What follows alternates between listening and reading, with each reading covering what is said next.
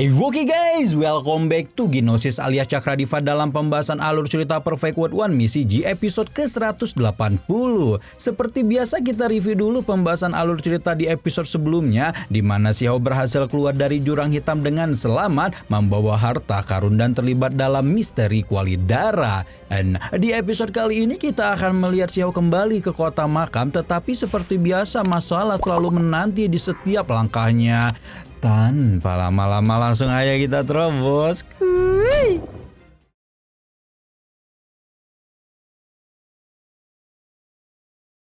Setelah menyadari bahwa Xiao telah berhasil mengumpulkan begitu banyak harta dari jurang hitam, Bambang tetua suku 9 lengan mendekati Xiao dengan cemas setelah menyadari bahwa semua harta mereka telah habis. Meskipun tak lagi memiliki apapun untuk ditawarkan, Bambang berusaha meyakinkan Xiao agar tetap mengikuti acara lelang di kota makam.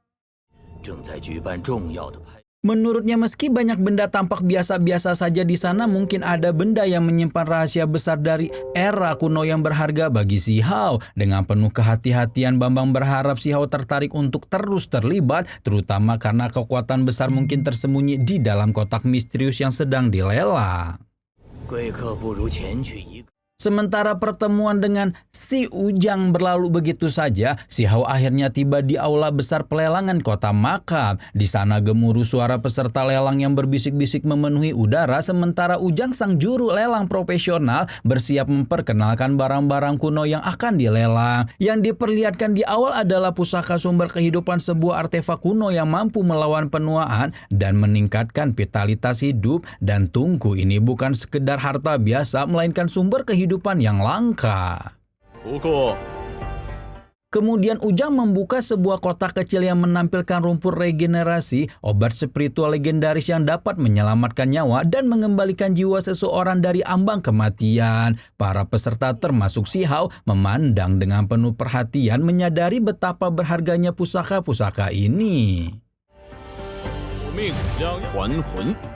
Saat Xiao tengah menikmati proses pelelangan, memilih barang-barang penting untuk latihannya, tiba-tiba suasana berubah menjadi tegang. Putra Dewa Kegelapan yang dikenal dengan gelar orang aneh kuno dari Gunung Dewa Jatuh muncul bersama antek-anteknya. Dia tidak rela melihat Xiao mendapatkan harta pusaka berharga yang dilelang. Tanpa babi bu, dia langsung mengeluarkan aura permusuhan yang dipenuhi kebencian, berusaha menghentikan Xiao sebelum pemuda itu berhasil memperoleh barang-barang langka yang sangat dibutuhkannya untuk meningkatkan kekuatan.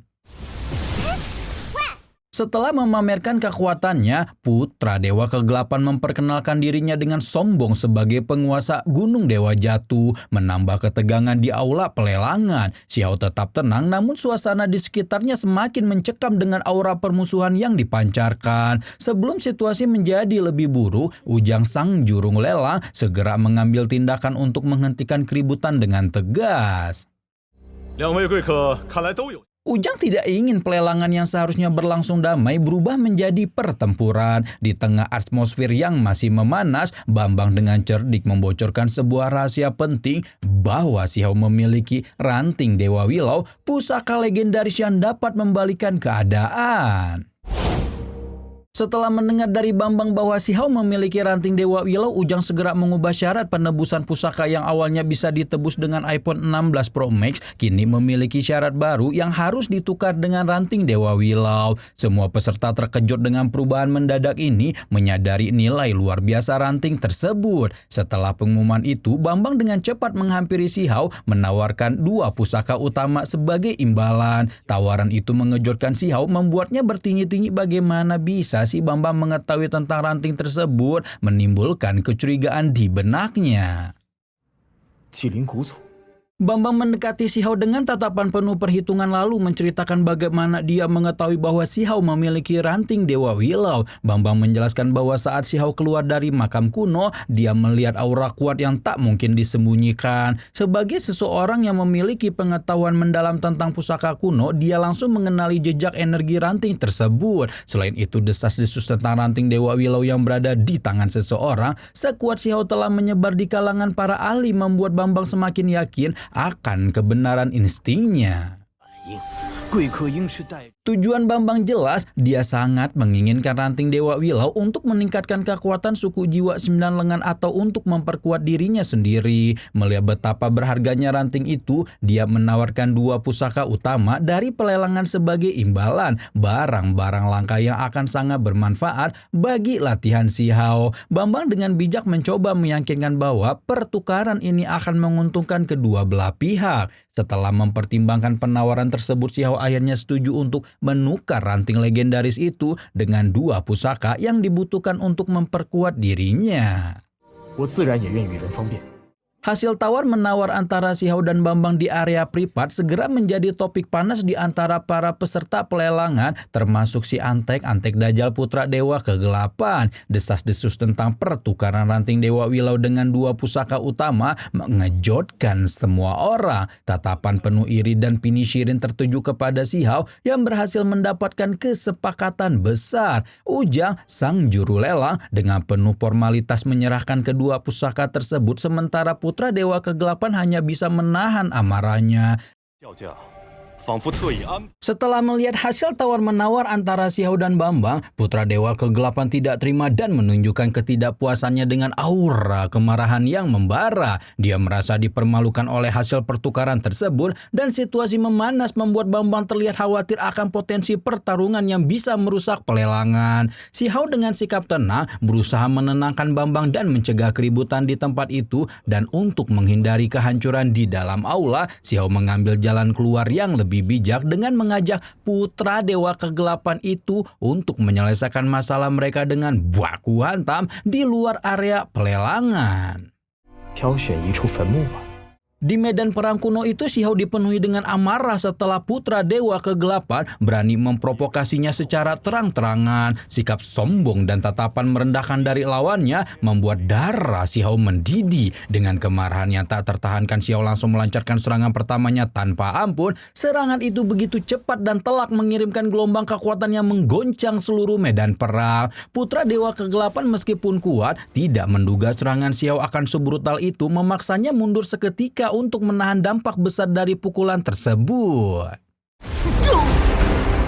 Putra Dewa Kegelapan tidak tinggal diam setelah menerima serangan telak dari Si Hao. Dengan amarah membara, dia segera bersiap melancarkan serangan balasan dengan menggunakan teknik pamungkasnya, Segel Dewa Jatuh, ilmu tertinggi puncak Dewa Jatuh. Aura kegelapan yang luar biasa menyelimuti medan pertempuran saat dia mengerahkan kekuatan penuh. Namun sebelum serangan itu bisa mengenai Si Hao, dia dengan cepat mengcounter menggunakan teknik penggabungan harta karun. Teknik luar biasa ini bukan hanya menggagalkan serangan Putra Dewa Kegelapan, tetapi juga membuat lawannya terpukul kena mental, kehilangan keseimbangan dalam pertempuran. Melihat keberhasilan Si Hao, teman-temannya pun bersorak bahagia menyaksikan kemenangan yang gemilang dari Si Hao. Tapi masih tidak menyerah saat Si Hao dan Putra Dewa Kegelapan terlibat baku hantam di medan perang kuno. Perdebatan di antara mereka bukan hanya soal kekuatan, tetapi juga terkait harga diri dan kebencian mendalam. Putra Dewa Kegelapan merasa tersinggung karena Si Hao telah memperoleh harta pusaka berharga dari pelelangan yang seharusnya menjadi miliknya. Dia memprovokasi Si Hao dengan mengklaim bahwa Si Hao tidak pantas memiliki kekuatan besar dan bahkan dia hanyalah penghalang dalam ambisinya. Sebaliknya, Si Hao menanggapi dengan dingin menyebutkan bahwa kekuatan sejati tidak didasarkan pada warisan atau gelar, tetapi pada usaha dan tekad. Mereka saling mencemooh kekuatan satu sama lain, dan sekali lagi Putra Dewa Kegelapan mengeluarkan kekuatan pusaka teknik pembakaran dan pemurnian ilmu tertinggi puncak Dewa Jatuh hingga membuat Si Hao terhisap ke dalamnya.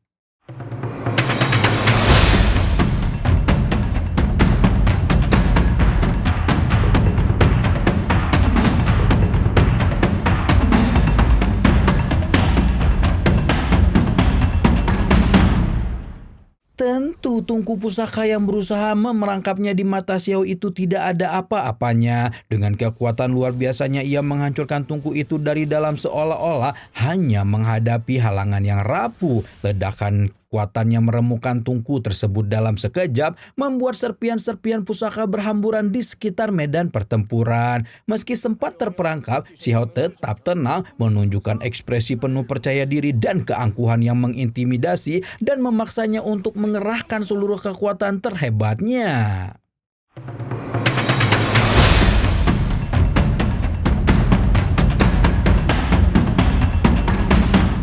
Xiao melancarkan serangan terakhir yang ia anggap cukup untuk mengakhiri pertarungan. Serangan tersebut adalah wujud dari kekuatan yang ia kumpulkan sepanjang pertempuran, dirancang untuk menunjukkan dominasinya. Dengan gerakan terukur, Xiao menempatkan Putra Dewa Kegelapan dalam posisi sulit. Semua yakin pertarungan akan segera berakhir. Namun yang terjadi di luar dugaan, dengan serangan yang menurut Xiao biasa-biasa saja, Putra Dewa Kegelapan tiba-tiba roboh dan tewas seketika tanpa perlawanan. Keheningan menyelimuti medan perang dengan Xiao dan para penonton terkejut melihat betapa cepatnya ia tumbang.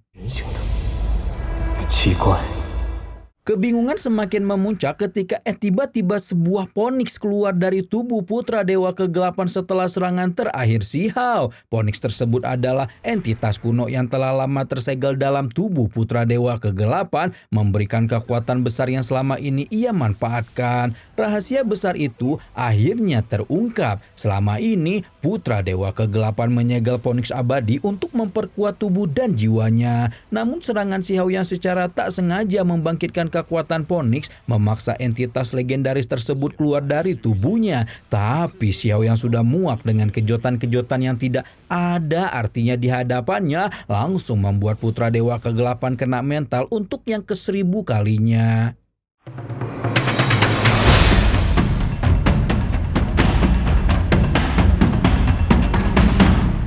Setelah Xiao menghancurkan Phoenix yang keluar dari tubuh Putra Dewa Kegelapan, dia menatap lawannya dengan dingin dan dengan nada tenang namun penuh wibawa. Xiao sangat menyayangkan kekuatan sebesar ini hanya dimanfaatkan oleh orang yang tidak bertanggung jawab dan penuh serakah sampai membawa anak-anaknya juga. Setelah Xiao memastikan bahwa Putra Dewa Kegelapan tidak pantas memilikinya dan tidak layak menguasai kekuatan sebesar Phoenix abadi, tanpa ragu Xiao melancarkan serangan terakhirnya, mengakhiri hidup Putra Dewa Kegelapan, memastikan bahwa tidak ada lagi ancaman yang tersisa dari musuh tangguh tersebut.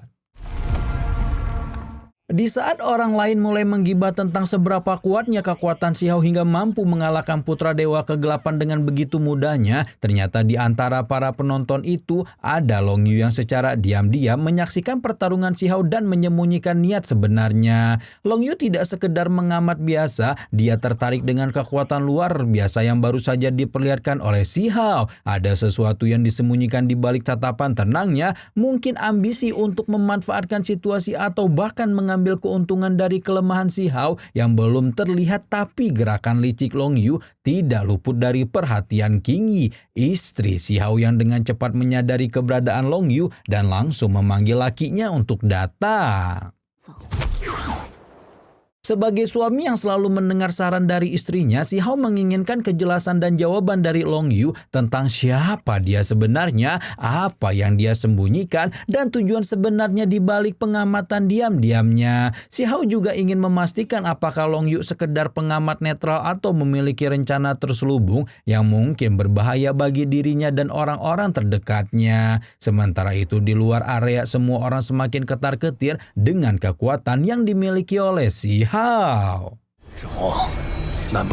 Nah, setelah Xiao memaksa Long Yu untuk membuka mulutnya, akhirnya Long Yu mengajak Xiao ke goa kuno di dunia kecil 1000 abadi kuno untuk bertemu dengan Jundao demi mencari rahasia besar yang terkait dengan kekuatan-kekuatan besar di dunia, termasuk konspirasi yang melibatkan Putra Dewa Kegelapan yang baru saja dia lawan sebelumnya. Dan Xiao ingin mengetahui rahasia licik di balik semua tindakan Jundao dengan mengirim Long Yu untuk menjebaknya. Tapi saat Xiao menghancurkan tabir pelindung agar Jundao menampakkan dirinya, dia malah kabur kayak lagi ditagih pinjol. Tak ingin perjalanan jauhnya menjadi sia-sia, si Hao memutuskan untuk mengumpulkan semua harta pusaka yang tersimpan di dalam goa kuno. Setiap pusaka memiliki nilai luar biasa, namun fokus utamanya adalah pada belati milik putra dewa kegelapan yang memiliki energi gelap dan kekuatan destruktif yang hebat. Setelah menyegel semua harta, si Hao mulai bekerja untuk menggabungkan belati itu dengan senjatanya sendiri.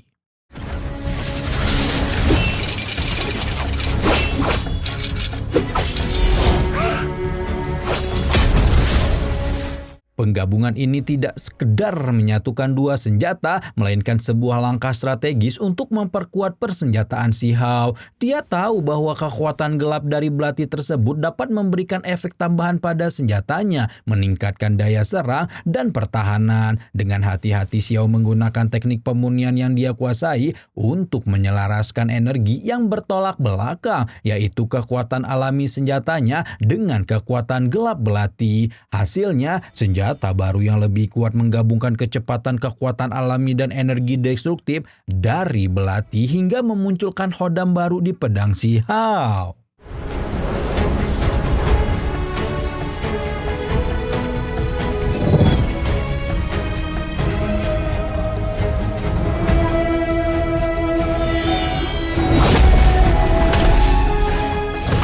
Namun dengan ketenangan dan fokus, dia berhasil menyatukan kekuatan itu, menciptakan senjata yang jauh lebih kuat dan mematikan. Kini dengan senjata barunya, si Hao siap menghadapi ancaman yang lebih besar di masa depan tanpa harus khawatir akan kekuatan gelap yang terkandung dalam belati tersebut. Tapi baru saja si Hao bersenang-senang dengan senjata barunya yang semakin edan, tiba-tiba...